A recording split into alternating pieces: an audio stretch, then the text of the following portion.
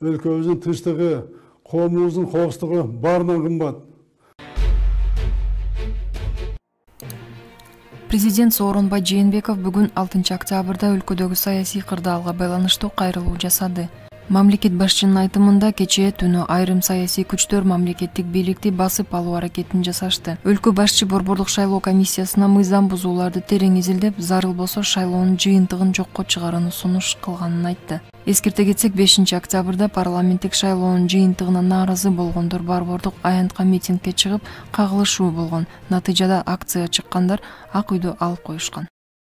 Урматтуу мекендештерим, кечээ түнү айрым саясий күчтөр мамлекеттик бийликти мыйзамсыз тартып алуу аракетин жасашты. Шайлоону шылтоо кылып, коомдук тартипти одоно бузушту. Шаар тургундарынын тынч жашоосуна бүлүк салышты.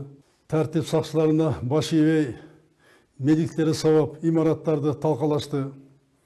Кан төгүлбесин, бир да жарандын өмүрүнө коркунуч келбесин деп, күч органдарына ок чыгарбага деп буйрук бердим.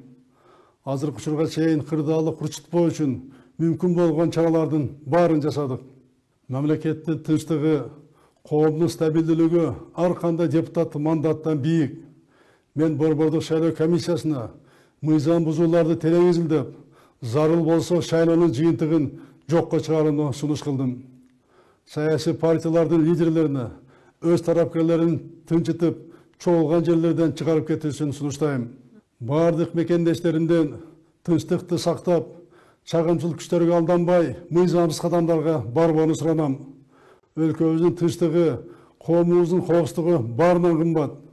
Бардык күчтөрдү, өлкөнүн тагдырын саясий амбициялардан бийик коюп, укуктук талаага кайтууга чакырам.